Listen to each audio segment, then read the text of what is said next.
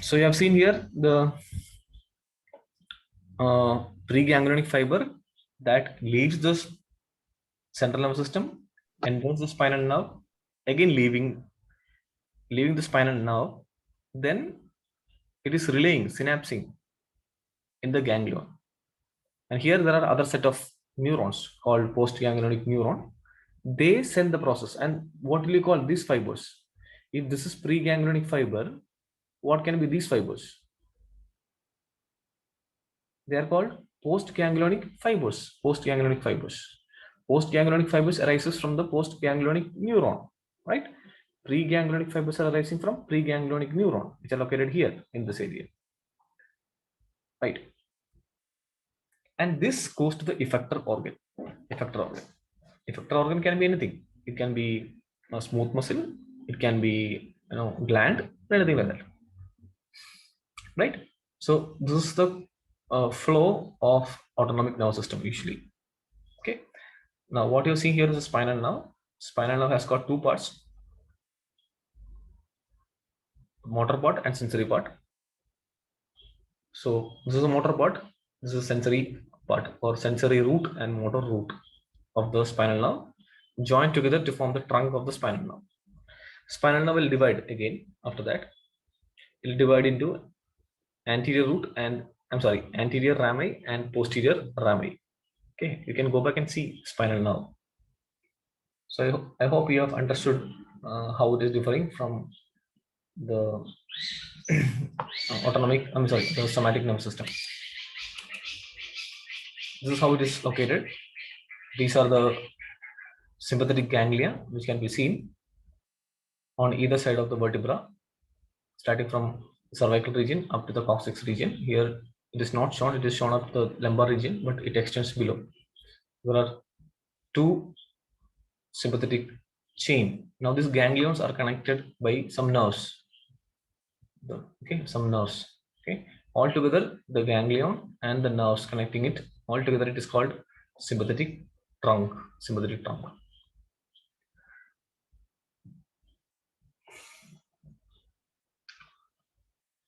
So we have seen the autonomic nervous system. We are talking about the sympathetic system.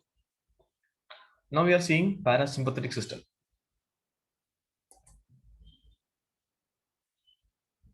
So remember, sympathetic system and parasympathetic system both are part of autonomic nervous system.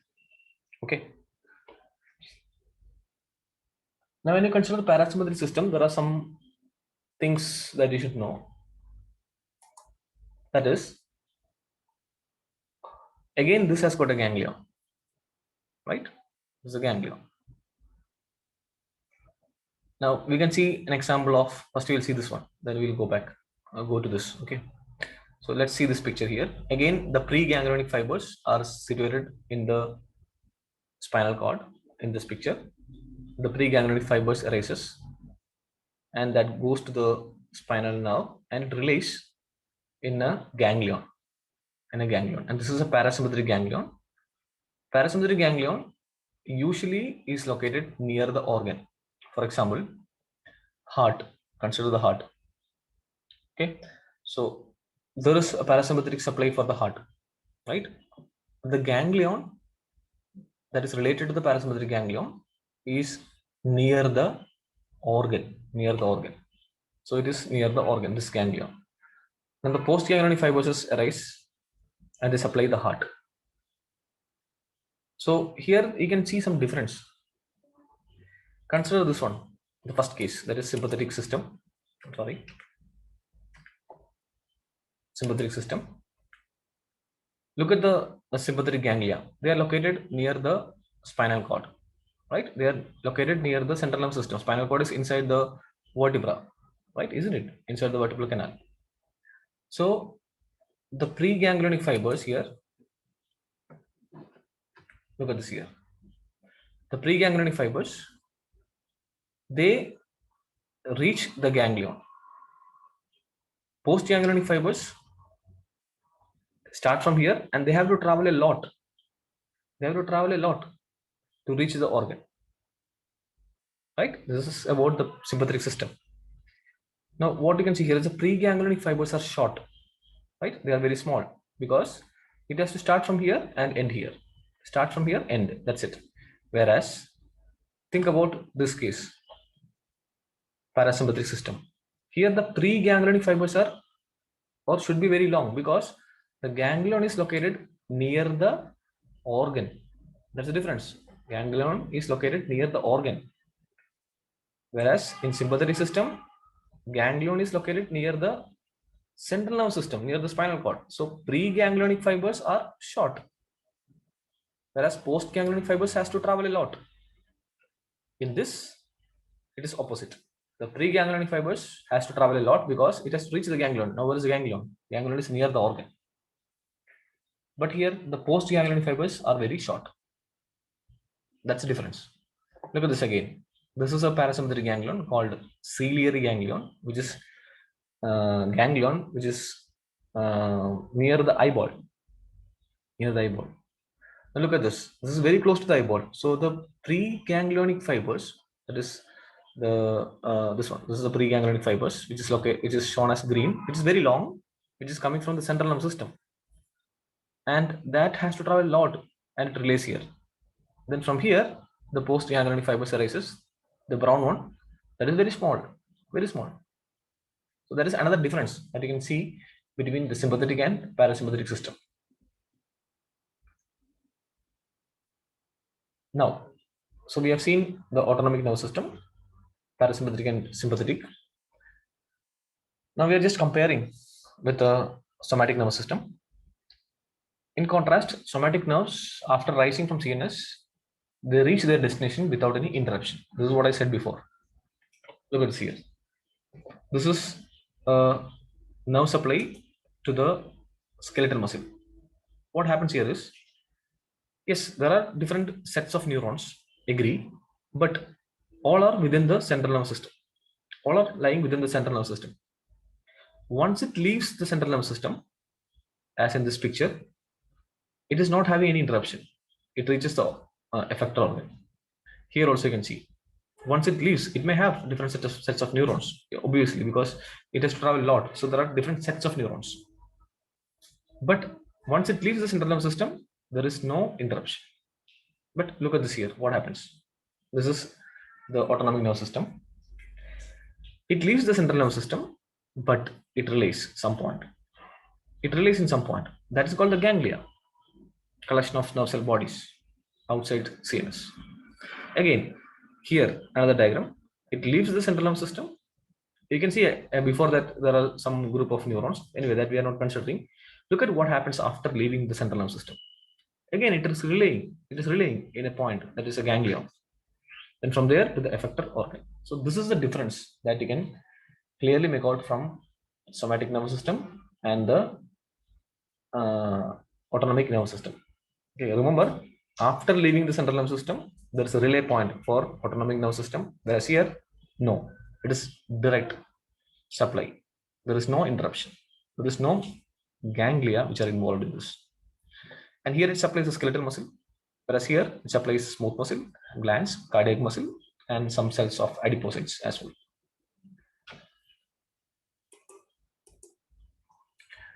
Other diagrams of the ganglia. Here you can make out one thing very clearly, that look at the difference here. This is sympathetic and this is parasympathetic. Look at the ganglion. Sympathetic system, all the ganglions are located in the sympathetic system. There are some exceptions that we will see later. So look at this. The preganglionic fibers arises. It relays in the ganglion. Then from there it arises. Then it supply the organ. That means the preganglionic fibers are very short because it is lying near the central nervous system. Whereas the postganglionic fibers are very long. It has to travel a lot. Look at the opposite side. What happens? Here the ganglia lies near the organ. So the preganglionic fibers, that has to travel a lot.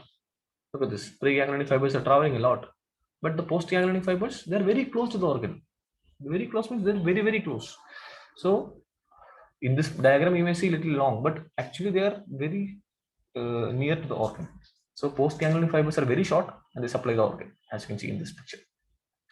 So this is one major difference that you can make out from sympathetic and parasympathetic system. And you can also see that The same organ is supplied by sympathetic as well as parasympathetic. Look at this. Sympathetic system is supplying, but the structure may be different. But you can see the parasympathetic supply also is there for the same structure. That can be seen. So one structure should be supplied by sympathetic and parasympathetic system because they act always opposite direction. For example, sympathetic system increase the heart rate, whereas parasympathetic system decrease the heart rate. Right? Both are required. When you are doing some exercise or when you are in panic situation, your heartbeat increases. Right? That's because of sympathetic activity. But whereas when you sleep, when you are relaxed, your parasympathetic system activates. So this should be known, right? So for each organ, there is a sympathetic system as well as parasympathetic system. So sympathetic nervous system is the larger of the two components of autonomic nervous system. So sympathetic nervous system is comparatively larger. It consists of two ganglionated trunks and the branches, prevertebral ganglia, plexuses. So there are a lot of things which are associated with the sympathetic system. We are not going to see much in detail. Okay. If you want to see much in detail, I have made a video on sympathetic system and parasympathetic system. You can watch that. It is in very, very detail. If you are really interested, you can see that. So these ganglia generally are referred to as lateral ganglia. They're nothing but the sympathetic ganglia. Okay, the same thing. Okay, just renamed it lateral ganglia. That's it. Okay. So because there are other ganglia also which are associated with sympathetic system. That's what I said. There are many things about sympathetic system. So fine, we will tell very shortly. Okay, otherwise it may confuse you. So sympathetic trunk consists of the ganglia and the connecting fibers together called as sympathetic trunk. You can see that on either side of the vertebra. They are paravertebral in position. That means para means near to the vertebra. It is located, extending from the base of the skull to the coccygeal vertebra. So look at the length of it, starting from the cervical region up to the coccyx. Where in this area, that's coccyx region, both the trunk joins and they form swelling there or ganglia there. That's called ganglion impar, which is the fusion of two sympathetic chains. The total number of ganglia are numbered here. Cervical region, there are 3 ganglia. In cervical region, there are 3 ganglia. Thoracic region, there are 11 ganglia. Lumbar region, there are 4. Sacral region, there are 4. So these are the number of ganglia in each segments or each area. Now, can you tell me how many spinal nerves we have?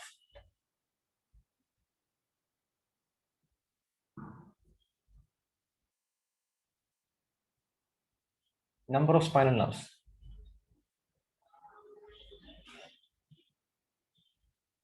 Okay, fine. Good. Keep it up. So here, which one? 31 pair. Very good. Great. Okay, 31 pair of spinal nerves. Okay, good. So again, we are going to sympathetic system. Here, the things are a little bit in detail. Okay, so this is also called thoracolumbar outflow. Now, when I say this thoracolumbar outflow, there are much and many things to know. Okay, thoracolumbar outflow. Basically, you should be knowing about the spinal cord. Okay, the spinal cord consists of white matter and gray matter. Right, gray matter itself has got 2 horns, which can be seen throughout the spinal cord. Throughout the spinal cord, you will see the anterior horn and the posterior horn. Anterior horn is related to motor, whereas posterior horn is related to sensory. Okay, so there are anterior horn, posterior horn. This can be seen throughout the spinal cord. But whereas when you see some areas called thoracic region, lumbar region, and the sacral region, there are 3 regions: thoracic, lumbar, sacral region. You will see there is another horn, and that horn is called lateral gray horn or lateral horn. Now, what do you mean by this? Okay, let's consider the 3 areas where you have lateral horn: thoracic, lumbar, sacral. let's leave the sacral now. We will concentrate on to the thoracic and lumbar region. In thoracic and lumbar region, there is lateral horn, as you can see this here. So what is the structure? Why there is lateral horn? It is having lateral horn because in this area, thoracic region and lumbar region, there are collection of nerve cell bodies, something which is extra. Now what is that? That is nothing but the preganglionic neurons. The preganglionic neurons, which are destined for the sympathetic system, they are located in the lateral horn of thoracic region and lumbar region. So that fact you should know. So this is a lateral horn which can be seen in the thoracic region and lumbar region, and it is related to the sympathetic system. In other words, you can say that you have the thoracic region and the lumbar region where the sympathetic outflow starts, or the sympathetic system emerge from this region, only from thoracic region and lumbar region. That is what you can see here. So this is a thoracic region. So from here, the thoracic outflow starts. Thoracic outflow starts, as you can see here, and it is joining the spinal nerve. Whereas when you consider the cervical region, you will not see this ganglion and you will not see this fibers. These fibers means this dotted fibers. This will be there. Anterior root, posterior root, spinal nerve will be there throughout the spinal cord. That is correct. It will be there everywhere. But I'm talking about this black dots. This black dots, right? These will be seen only in thoracic region and lumbar region because you have only preganglions on thoracic region and the lumbar region. Or you can say in other words, the sympathetic system is connected to the spinal nerve only in thoracic region and the lumbar region. When I say connected, I meant the structural connection to the anterior root of the spinal nerve. This connection, it can be seen only in thoracic region and lumbar region. That is why we call it as thoracolumbar outflow, because it is seen only in this region.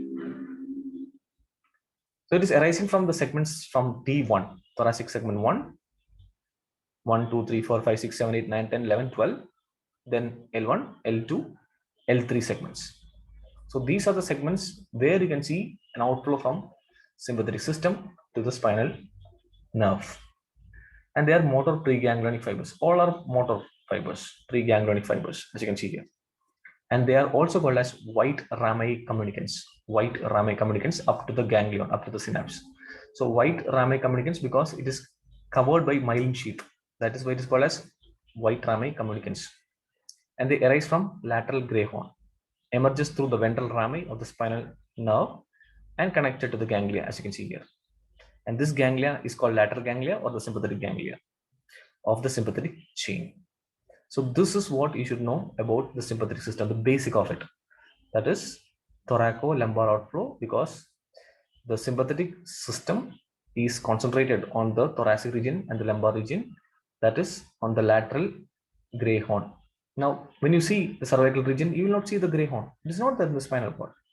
When you see the thoracic lumbar, the sacral region you have, but let's think about L4 segment, L4 segment, L4 segment, L5 segment, you will not see the lateral gray horn because it is not there.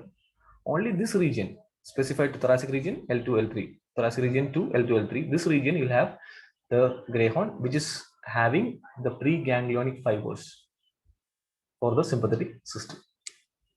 But remember, the spinal nerve is present throughout the spinal cord.